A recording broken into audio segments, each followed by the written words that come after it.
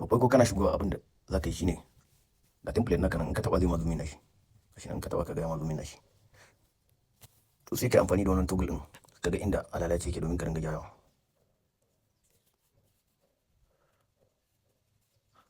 So ka gani yana kawowa yana nuna ma kaga nan wajen yawa sai ka fenta shi kaga na yi mistake na yi gana ɓata shi amma bai mai da shi yawa kaga yellow ne a wajen.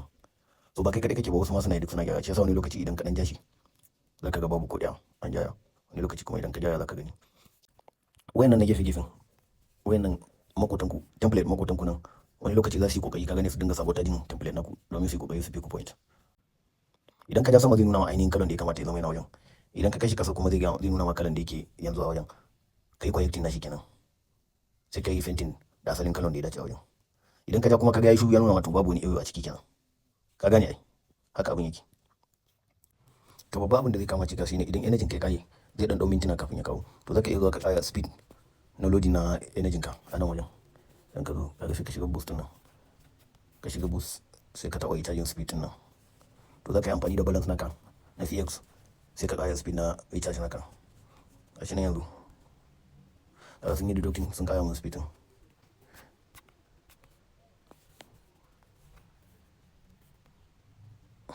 Yanzu kaga idan energy na ƙare kowane 420 seconds zai ƙara loading sai in ƙara zuwa yi wanda ina ga bai wuce about how many minutes ne zuwa 5 to 6 dai. Za ka iya sayin energy da telegram stars naka a nan wajen ka zo in ka taɓa sai ka zo gashi nan gudun yanayin da loading energy ka ne zai yi yanzu yanda yake kaga zai zama times 2 ya zama times 3 times up to times 100 idan kana so speed nashi. To ga adadin stars da za ka kashe yawan da abin da kake so, to in kaga za ka iya sai kai wannan na manya ne. Sai abu na gaba kuma shine idan kana so ka ga status naka a cikin wannan competition, status na template naka da status na position naka a cikin template naka a cikin participant na template naka, status naka za ka iya gani. Za ka zo nan yawan nan sai ka taɓa, idan ka taɓa yawan nan sai ka zo mai result, idan ka zo result kaga status na rank na template nawa yana 202.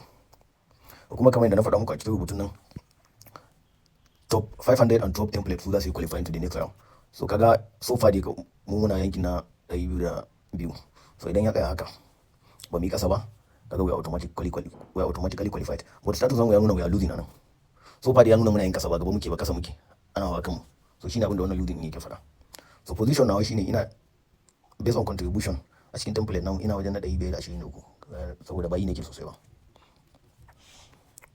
Sai nan wajen tournament nan shi kuma tournament nan wannan template din da ka gani nan su ne top 512 da za su yi qualifying to the next round. The position nasu kaga wannan number 1 number 2 number 3 number 4 based on yanda aka tsaya su shine ba wani mishkila a ciki. So su ne da abin da ya kamata mutum ya sani yanzu. To Allah samu dace.